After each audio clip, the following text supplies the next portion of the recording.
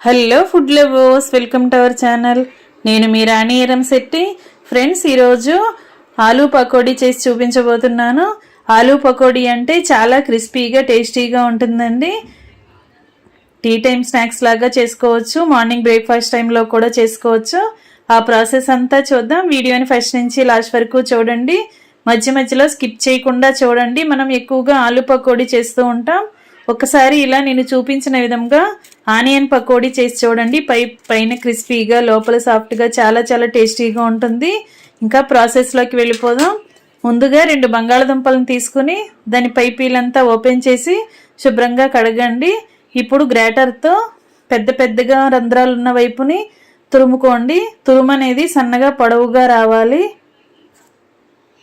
ఈ విధంగా నేను వీడియోలో చూపిస్తున్న విధంగా 2 దుంపలు కూడా ఇదేలాగా తురుముకోండి. తురుము అనేది ముద్దలాగా రాకూడదండి, ఇలా పలుకులుగా రావాలి. ఇలా 2 దుంపలు కూడా మొత్తం అంతా తురుముకుని తీసుకుందాం. ఈ తురుమంతా కూడా ఒక గిన్నెలోకి వేసుకుని గిన్నె నిండా వాటర్ పోసుకుని బాగా కడగండి. ఇలా 2 సార్లు బాగా కడిగిన తర్వాత నెక్స్ట్ ప్రాసెస్ అనేది చేద్దాం.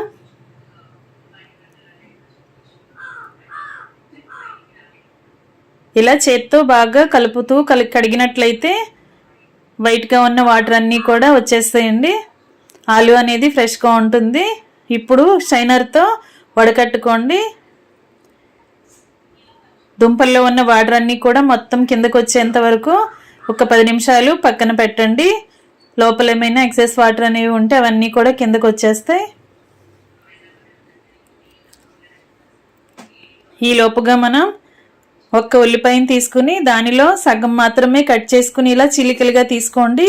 ఉల్లిపాయ ముక్కలు అనేవి ఇలా సన్నగా పొడవుగా ఉండాలండి.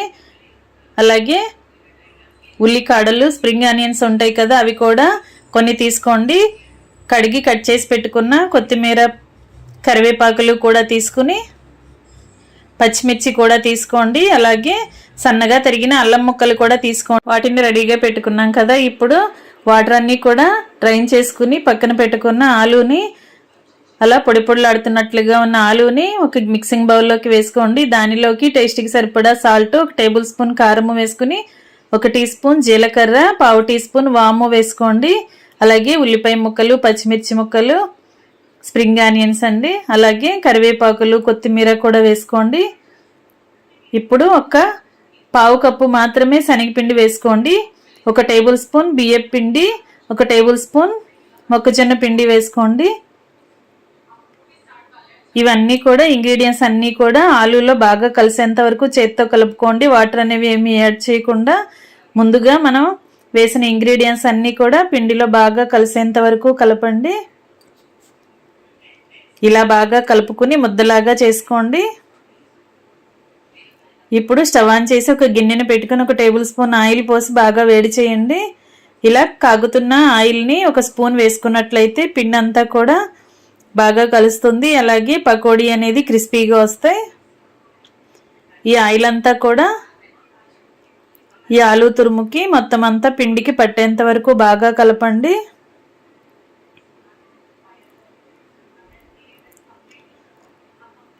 ఇలా పిండి అంతా కూడా బాగా కలుపుకుని రెడీగా పెట్టుకున్నాం కదా. ఇప్పుడు స్టవ్ ఆన్ చేసి కళాయి పెట్టుకుని డీప్ ఫ్రైకి సరిపడా ఆయిల్ పోయండి. ఆయిల్ కాగుతున్నప్పుడు మనం కలిపి పెట్టుకున్న పిండి ముద్దని కొంచెం కొంచెంగా తీసుకుంటూ ఇలా రౌండ్గా వచ్చేలా చేసుకుని కొంచెంగా వత్తండి. మరీ రౌండ్గా బాల్ లాగా చేసుకున్నట్లయితే లోపలంతా కొంచెం పిండి పిండిగా అనిపిస్తుందండి, కరెక్ట్గా డీప్ ఫ్రై అవ్వవు.